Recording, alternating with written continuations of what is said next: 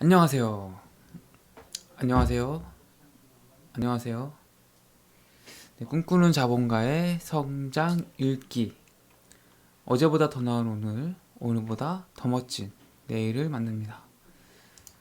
오늘은 사야 할 아파트, 팔아야 할 아파트라는 주제로 한번 이야기를 해보겠습니다. 이 책은 결국은 이제 아파트에 대한 책이고요. 아파트 투자를 어떻게 해야 할지, 어떤 아파트를 사야 되는지, 이런 이제 판단을 하시는데 도움을 받으실 수 있는 그런 책입니다. 그래서 돈이 많지 않아도 이 아파트는 사라 라는 말을 하고 있습니다. 어떤 아파트인지 한번 같이 살펴보도록 하겠습니다. 오늘 함께 이야기해 볼 것들. 첫 번째, 한강변 아파트는 여전히 싸다. 두 번째, 태북과 트남. 세 번째, 안전진단 기준 정상화의 의미. 네 번째, 인구 변화에 주목하라. 한강변 아파트는 여전히 싸다. 우리나라 한강변 아파트의 가격은 너무 비싸다고 얘기들 한다. 하지만 미국, 영국, 프랑스 등 선진국에 비하면 정말 세 발의 피 수준이다. 뛰어난 자연 경관을 누릴 수 있는 선진국들의 강변 주택들은 우리가 상상하기 힘들 정도로 비싸게 형성되어 있다. 전용 면적과 위치에 따라 다소 차이가 있겠지만 2,500억 이상 하는 주택들도 많다. 미국 뉴욕의 허드슨강과 영국 런던 템즈강, 프랑스 파리 세느강 역시 도심을 흐르는 강으로 강변에 고급 주택, 빌딩이 대거 몰려 있다. 주택 한 채 가격이 20억에서 100억 이상을 호가하지만 매도 물량을 찾아보기 어려울 정도다. 여기서 조금 이제 우리가 상식적으로 좀 알고 있는 이야기와 좀 다른 이야기를 하는 겁니다. 우리가 한강변 아파트 되게 비싸다고 생각을 많이 하잖아요. 또 실제로 많이 비싸죠. 그런데 그게 비싼 가격이 아니라는 거죠.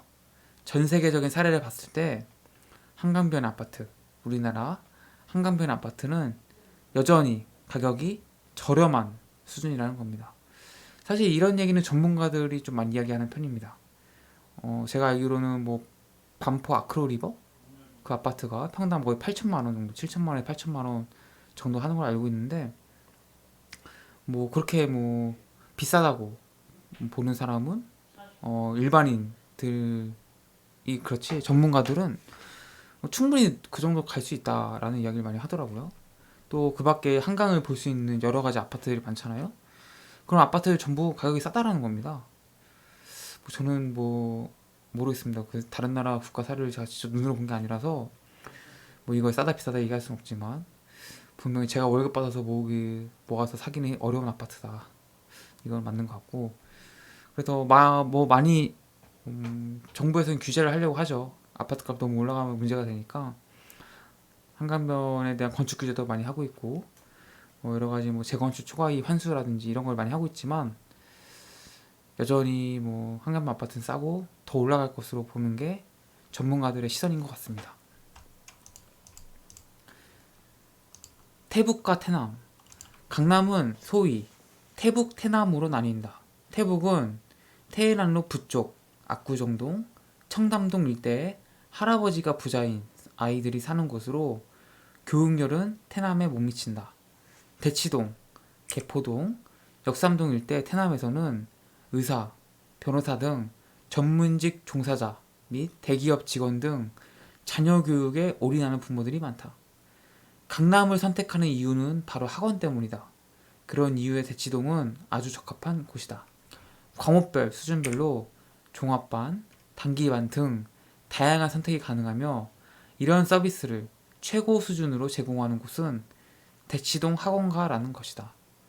앞서가야 한다는 강박관념이 있는 우리나라 맹모들에게 학교 교육은 성에 찰 수가 없다.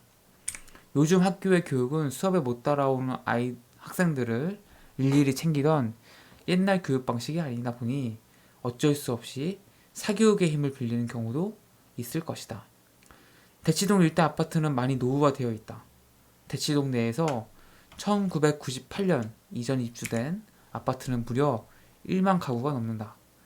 강남의 대표 재건축 아파트로 꼽히는 음마 아파트를 비롯해 우성 아파트, 상경 아파트, 미도 아파트 등이 재건축 사업 본궤도에 오르게 되면 대치동의 가치는 더욱 높아질 것이다. 참 여기서 이제 태북과 태남에 대한 얘기를 합니다. 보통 우리가 서울을 강남과 강북으로 나누지만 강남을 또다시 태북, 그러니까 태행란로의 북쪽, 태남, 태행란로의 남쪽으로 나눈다는 거죠. 그래서 태행란로의 북쪽을 보시면 이제 압구정동과 청담동이 있습니다. 뭐 전통적인 부촌이죠 사실. 그래서 이 지역에 사는 아이들은 이제 할아버지가 부자인 아이들이라는 거죠. 그래서 뭐 상대적으로 교육열에 크게 관심이 없다는 거죠. 왜? 돈이 많으니까. 굳이 뭐 교육을 안 해도 돈이 쓰고 남는 정도라는 거죠.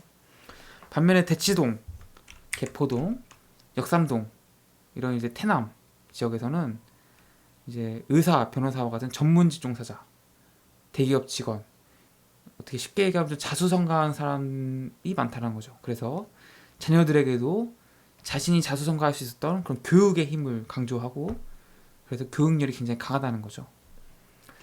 저는 이거 실제로 뭐 학교에서 수업을 들었는데 뭐 태남과 태북으로 나누진 않고 그 교수님은 이제 동부 이촌동 사람과 강남 사람을 나누더라고요. 강남 사람들은 정통적으로 뭔가 좀 그 전문직 종사자들이 많고, 이 동부 이촌동 사람들은 여기 나오는 할아버지들이 부자가 많다라는 거죠. 그래서 근처에 성북동, 평창동 이런 데 이제 할아버지 살고, 맞벌이가 아니겠죠. 아무튼 그 자녀들은 가까운 동부 이촌동에 같이 살면서 서로 함께 살아간다. 뭐 이런 얘기를 들은 적이 있습니다. 근데 뭐 이분은 태북 태남으로 나누는데 글쎄요, 제가 아는 건 좀 다르긴 합니다. 제가 아는 건 압구정동, 청남동도 역시 전문직 종사자들이 많은 걸로 알고 있기 때문에 그게 맞는지 안 이분의 그 저자의 생각이 맞는지 안 맞는지 모르겠습니다. 어쨌거나 이분은 강남을 태북과 태남으로 나눠서 뭐 그렇게 이야기를 한다고 합니다. 그래서 이분은 태남의 그런 교육열에 대한 수요는 여전할 거기 때문에 앞으로 대치동에 있는 아파트들이 재건축되면 또다시 가격 상승이 이루어질 거라고 보는 거죠. 교육이 끝났다는 관점이 사실 많거든요. 이분은 이제 여전히 교육에 대한 수요가 많기 때문에 강남 아파트들이 더 올라갈 수 있다라고 보시는 것 같습니다. 뭐 저는 근데 개인적으로 잘 모르겠습니다. 저는 앞으로 학교 교육이 과연 지속될까?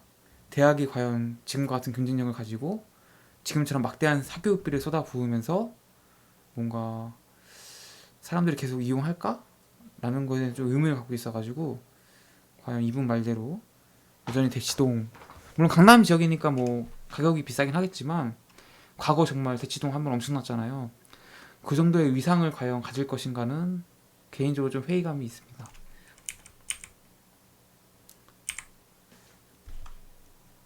안전진단 기준 정상화의 의미.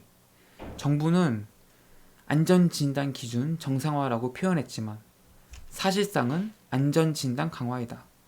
내용을 더 깊이 들여다보면 강남 재건축은 웬만하면 안전진단을 한 번에 받기 힘들다라는 것이다. 안전진단을 한 번 거절당하게 되면 해당 단지는 가격이 큰 타격을 받는다. 어떤 원인으로 거절되었느냐에 따라 다르긴 하지만 안전진단이 거절되었다는 것은 다시 안전진단 신청까지 오랜 시간이 걸려 사업기간이 장기화된다는 것이기 때문이다. 정부에서 요즘에 이제 재건축에 대한 그 서울집값 급등을 잡기 위해서 안전진단 기준을 정상화하겠다라는 이제 표현을 쓰고 있습니다. 언론에서 많이 다루고 있고요. 그래서 이 책의 저자는 그 안전진단 기준 정상화라는 표현은 사실상 안전진단의 강화다. 즉 안전진단 검사를 엄격하게 해서 재건축 허가를 쉽게 내주지 않겠다라는 이제 그런 이야기라는 거죠. 그래서 재건축 아파트들이 이 안전진단 기준의 정상화, 안전진단의 정상화로 인해서 타격을 받을 가능성이 높다라는 겁니다. 그래서 이 부분은 재건축 투자하시는 분들이 조금 이제 알아두실 필요가 있다. 안전진단이 한번 거절 당하게 되면은 그 아파트는 가격상 큰 타격을 받을 수 있다 라는 점을 꼭 기억하시길 바랍니다. 인구 변화에 주목하라. 재테크를 할 때는 인구의 변화에 주시해야 한다. 그 중에서도 다음 세 가지를 주시할 필요가 있다. 첫째, 전체적인 가구 수가 증가하는 대신 가구 원수는 감소한다.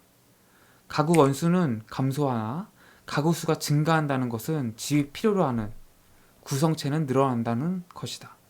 둘째, 우리 사회의 가구 유형이 핵가족화를 지속해 1인 가구로 수렴한다는 것도 주목해야 한다. 전체 가구 대비 1인 가구 비중은 2015년 27.2%에서 2045년 36.3%로 대폭 상승한다. 이에 따라 17개 시도에서 모두 1인 가구가 가장 주된 가구 유형이 된다. 핵가족과 1인 가구가 증가한다는 것은 작은 집이 필요한 수요자가 늘어난다는 것이다. 셋째, 고령자가 늘어난다. 가구주가 65세 이상인 고령자 가구 비중은 2015년 19.3%에서 2045년 47.7%로 치솟는다. 가장의 절반이 노인이라는 뜻이다. 고령자가 많다는 것은 재테크에서 어떻게 봐야 할까? 그들은 대형 병원과 편의시설, 서비스가 잘 되어 있는 도심으로 몰릴 것이다. 여기서 이제 인구 변화에 주목하라는 말을 하고 있습니다. 세 가지를 주목할 필요가 있는 인구 변화에서는 첫 번째가 가구 수는 증가하는데 가구 원수가 줄어든다. 가구 원수라는 건 가족의 숫자, 한 집에 사는 가족의 숫자를 이야기하죠. 그래서 가구 수는 점점 늘어나는데 가구 원수가 줄어든다. 이 말은 집이 필요하다. 왜냐면은 가구가 분화되는 거잖아요. 4명이 살던 집을 둘로 살게 되는 거기 때문에 집은 일단 두 채가 필요한 거죠. 한 채가 필요하던 시대에서. 그래서 전체적인 가구 수는 증가한다. 그래서 집은 앞으로 더 필요하다라는 것을 이제 말씀드리는 거고요. 두 번째는 핵가족화, 1인 가구라고 많이 하죠. 여러분들 아마 많이 아실 겁니다. 요즘 1인 가구는 많이 이야기되니까 혼자 사는 가구죠. 이걸로 인해서 원룸이 수요가 많이 증가했죠.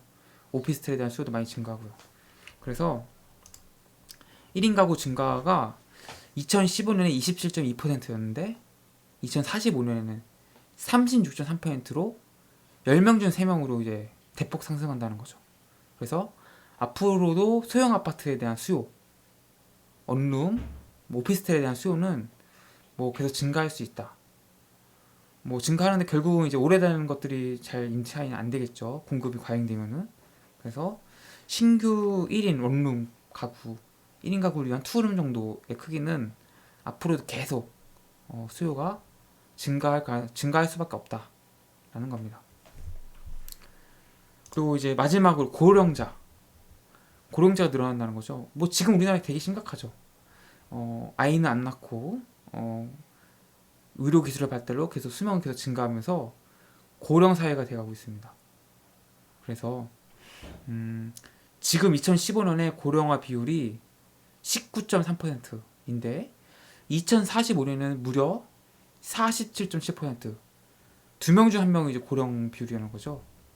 노인이 점점 증가한다. 그래서 고령자가 많아지니까 이 부동산 투자가 이제 어느 쪽으로 이제 이루어져야 되느냐? 대형 병원에 끼고 있는 곳, 편의시설에 있는 곳, 서비스가 잘 되어 있는 도심. 서비스가 잘 되어 있는 도심이라는 거는 내가 이용할 수 있는 쇼핑 시설이라든지 혹은 노인들이 이용할 수 있는 서비스가 갖춰진 기업이 있는 그런 곳이 아주 잘 갖춰진 도심이라는 거죠. 그러니까 전원마을, 전원주택 이런 거는 앞으로 굉장히 비관적이라는 거죠. 거기는 마트 하나 가려고 해도 차 끌고 나와야 되고 병원 가려고 해도 한두 시간 가야 되는 거죠. 그렇기 때문에 도심 지역에 있는 아파트를 노려야 되고, 대형 병원이라는 거는 이제 대학병원을 이야기합니다. 그래서 우리가 본인이 암이 걸렸다고 생각을 해보세요. 아무 병원에 가서 수술을 하겠습니까? 결국은 서울대병원, 뭐 연대 세브란스 병원 이런 데 가서 결국은 치료를 받을 거기 때문에 그런 주변의 아파트가 결국은 아파트 가치가 상승할 수밖에 없다라는 겁니다. 그래서 이런 것들 꼭 명심하셔서 앞으로 투자하실 때는 참고해서 투자하시면은 투자 리스크를 좀 줄일 수 있지 않을까라는 생각을 합니다. 네, 사야 할 아파트, 팔아야 할 아파트라는 책을 가지고 아파트 투자 어디에 해야 되는지에 대해서 같이 이야기를 한번 나눠봤습니다. 그래서 꿈꾸는 자본가의 성장 읽기는 월화수목금토일 날마다 경제적 자유, 자기계발, 성장에 대한 컨텐츠 올라가고 있고요. 이러한 분야에 관심이 있으신 분들이라면 꼭 성장 읽기를 검색하셔서 좋아요와 구독 눌러주시면 정말 감사하겠습니다. 오늘도 이렇게 함께 해주셔서 너무나 감사하고요. 저는 내일 이 시간에 또 뵙도록 하겠습니다. 고맙습니다. 안녕히 계세요.